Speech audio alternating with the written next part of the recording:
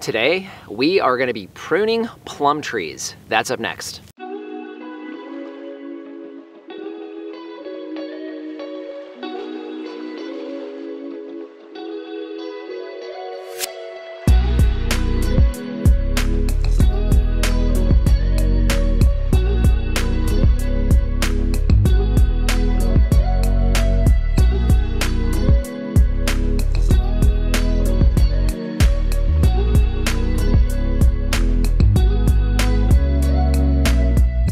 Hello everyone, this is Dwayne with Edge of Nowhere Farm, and we're coming to you here in the middle of January of 2022. If you guys have been following us along, you know that we have over 170 fruit trees here on the farm that are all 2 years old or younger. The tree you see behind me here has been in the ground for just under 2 years, and actually it's a plum cherry hybrid, one of our favorites. One of the issues with plum trees that you'll find, and you can see it behind me here, is the trees have a tendency to grow quite vertical. So we're always challenged with trying to get the tree, especially when it's younger, to put out horizontal scaffolding. So you'll see as we start working on this tree, one of the focuses for today. In addition, with our plum trees, we do keep an open center design, very similar to basically the rest of our stone fruit. This one will be no different. So now before we get into the details of pruning this tree, let's talk about the tools that we're gonna need in order to get the job done. First, let's talk a little bit about protection. We are working with sharp implements and we have branches that can whack us in the face. I always wear gloves whenever I'm doing any pruning. Primary reason obviously is the sharp tools. Don't wanna have anything happening to my hands here in the middle of pruning season. Next thing is gonna be a pair of safety glasses. We're dealing with a lot of small branching, especially on your plum trees and younger trees like this. They have a tendency to start whipping around, and when you take branches off, you're pulling them across your face half the time. You don't want to have anything hitting you in the eye. My number one pruning tool is my Corona pruners. You'll see that here. These are bypass pruners. What that simply means is you have the anvil here, and the blade side bypasses the anvil. This allows you to get a nice clean cut. If you use an anvil style pruner, especially with your fruit trees, you have a tendency to mash the branches, and we don't want to do that. Next thing stepping up in branch size would be a pair of loppers. You'll see I have these here. We've used these for years. They work fantastic. You'll see they also are a bypass lopper, so same thing. Nice clean cut when you're making those cuts. Last but not least would be a saw. This one I really like. It's a Corona saw. This one is the RS7265. I've had this for several years, and it's more than done the job when I've needed it for your larger branches. And the fact that it folds makes it very easy for me to keep in a back pocket as I'm working around a tree. Okay, enough for the tools. Let's go ahead and take a look at the tree and start talking about the cuts we're gonna be making. I may have already mentioned this is a 2-year-old tree. So we did come back and prune this last year. We were really focused last year on trying to get some primary scaffolds and also pruning the tree up just a bit. This tree is a little taller than typically we would want, but that's because of our jackrabbit pressure that we have here.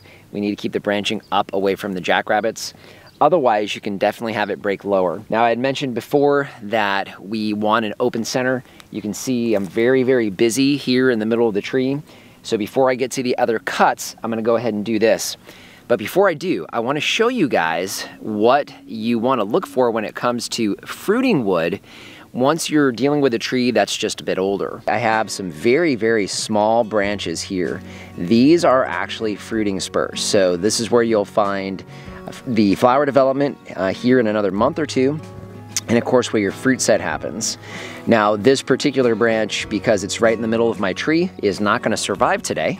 But if I was looking at this tree for significant fruit production, and as we get into subsequent years, I wanna make sure I'm not losing these fruiting spurs. So I'm gonna go ahead and start removing the branches out of the middle here.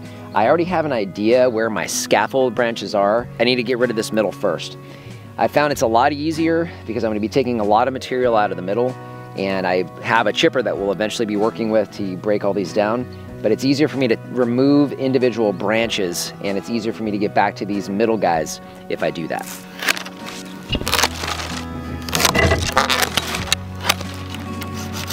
Want to take a break here real quick and talk a little bit about this cut I just made here in the center. First thing, I have the open center of the tree here.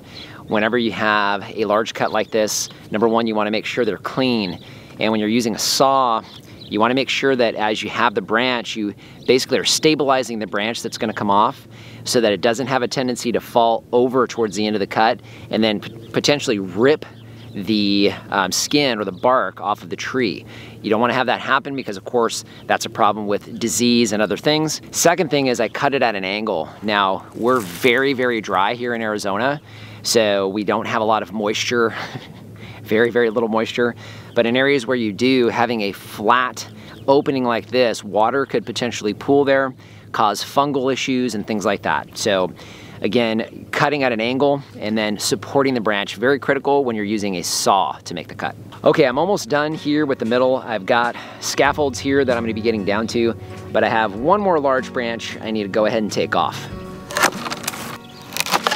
I did have to take one of these lower branches out. Now, I'd like to have a nice clean trunk. Whenever you're making a cut up against the trunk, really anywhere, but particularly the trunk, because I want this to have a nice flush kind of finish once it's dyed back a little bit.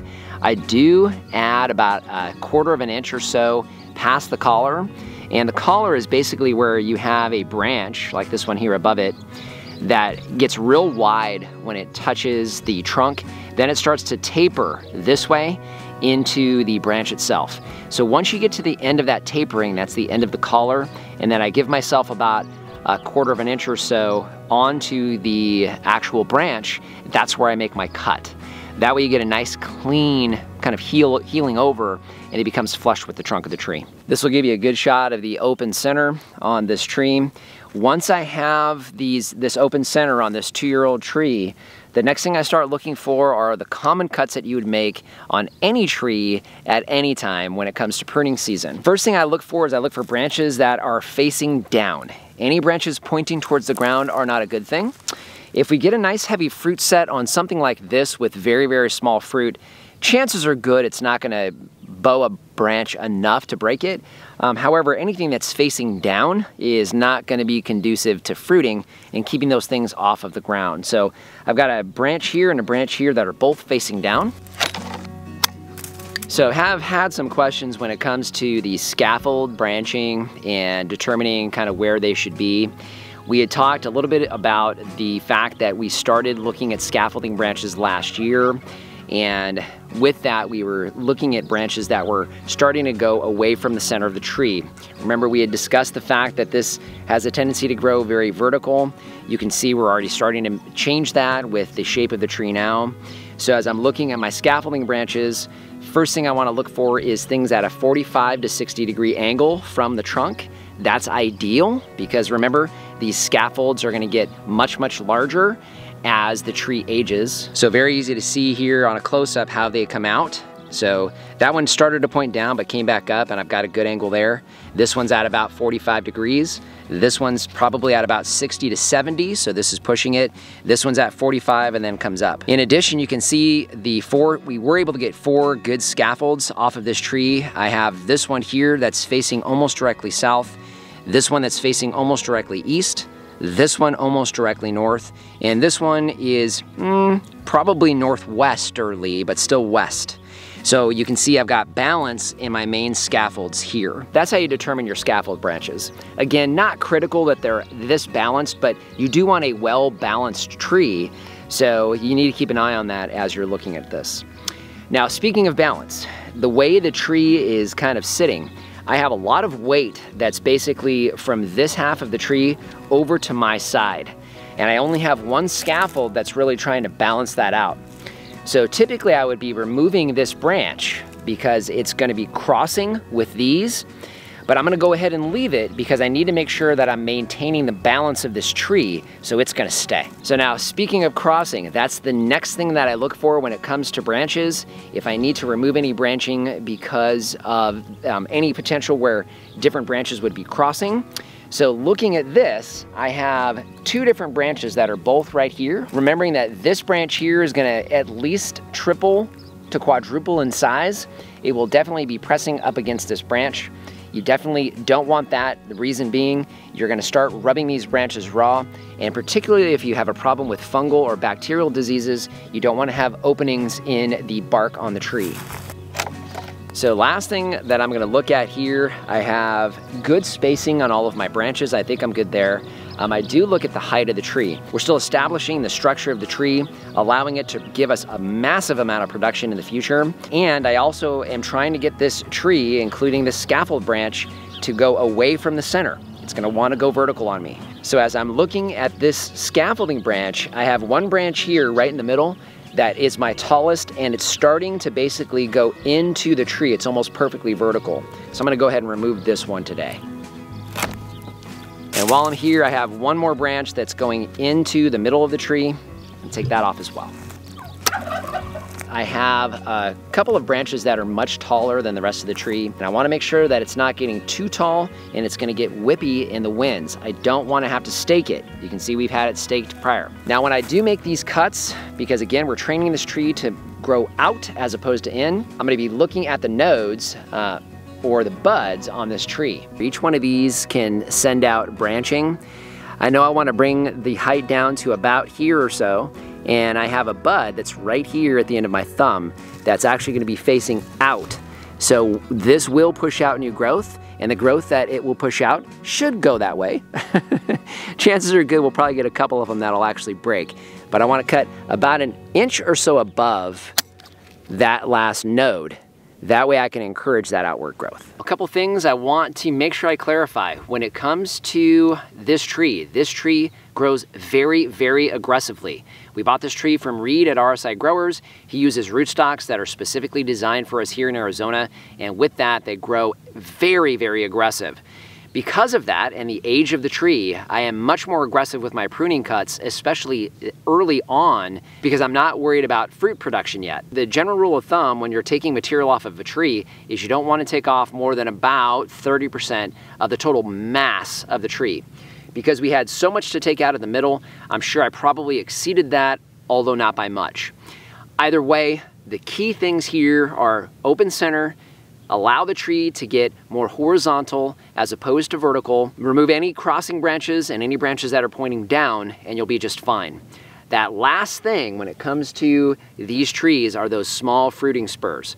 You want to make sure you're maintaining those, especially as the tree ages, because of course, come May or June of most years, we want some of those plums. Or in this case, a plum cherry hybrid. So just want to thank you for joining us today. If you haven't done so already, subscribe to the channel. You know, we cover a lot of things here, but fruit trees is definitely one of our favorites. Would love to see you as a subscriber and share the content. If you know anybody that is into this kind of thing, it definitely helps us out here when you share it. If you have any questions or comments, those go down below. We love interacting with you guys there. And lastly, our Amazon shop, I'll leave a link down in the description. That is a free, painless way to help support the channel. If you start with that link, it doesn't matter what you buy, you help to support us here. So just want to thank you for joining us today and remind you, if we can farm on the edge of nowhere, so can you. Hello everyone, this is Dwayne with Edge of Nowhere Farm, and we're coming to you here in the middle of June of 2022. June? It's not June, it's January. Well, I'll tell you what, this whole climate change thing is an issue. Opposite of what everybody's concerned about.